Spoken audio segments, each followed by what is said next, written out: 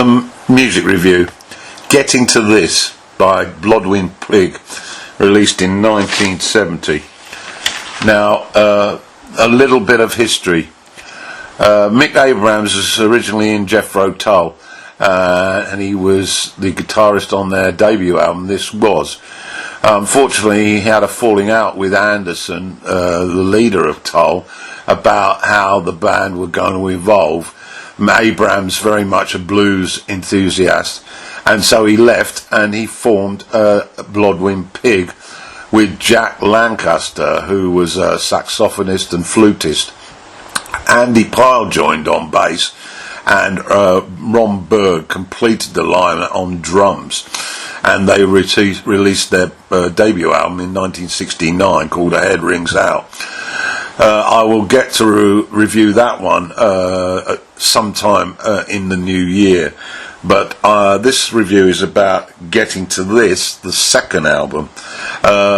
Just to say that this was the last album that they recorded before splitting up, although they did get back together, Lancaster and Abrahams, in the early 90s, and recorded two more albums, Lies in 94 and Pig in the Middle in 95. I haven't heard either of those albums, so I can't really comment on them, and they're very, very difficult to get hold of.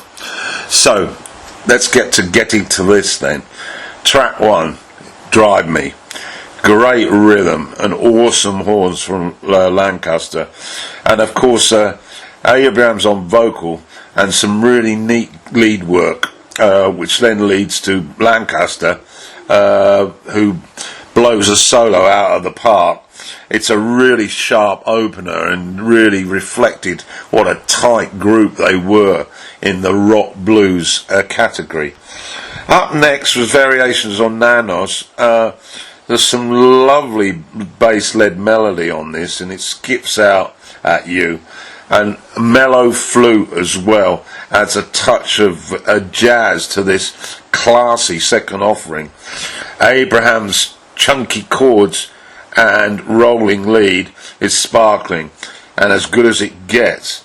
And it's a really some strange singing towards the end, where Abraham seems to be talking in underwater, and there's also some hysterical bubbling.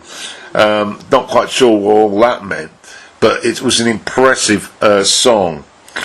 Then to track 3, See My Way, a very fast explosive bass drum line greets this song with some solid guitar and a great solo from Abrahams, a nod to Peter Green of Fleetwood Mac, I felt, and the rest of the band very competent. The quickening of the rhythms segues into a horn rhythm that's absolutely great. It's a really enjoyable track, and Berg is particularly prolific on drums. To track 4 then, the Long Bomb Blues, and it segues into The Squirreling Must Go On. The first effort then, it's an acoustic guitar song played by Mick exquisitely, and then it segues into this rock blues at full pace. There's some extraordinary guitar work by Abrahams on here. It's an instrumental, and Berg's work is absolutely exhausting. It's a great rock music, basically, with a homage to the blues. And then we get to track 5. This is the suite, the San Francisco Sketches. It's composed by Lancaster. It's 8 minutes of splendor, and it's in 4 parts. And I really love it.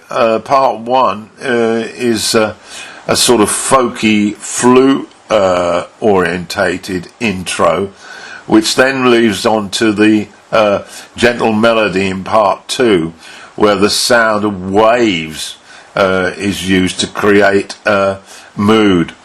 As I say, the bass intro into part 2, and then there's some great chords from Mick and the jazz rock is launched by the saxes, and again the flute solo involved above the horns, which are back in the mix.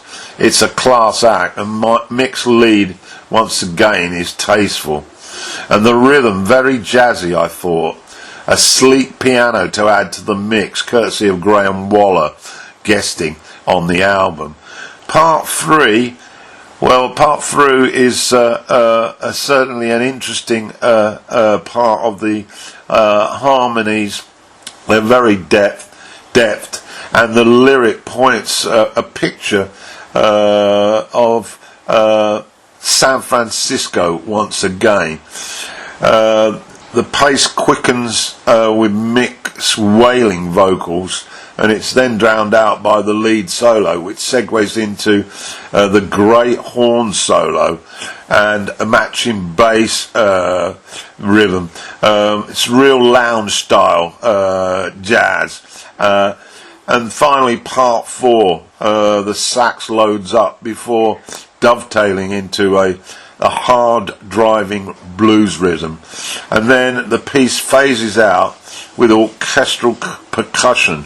It's absolutely exquisite at 8 minutes.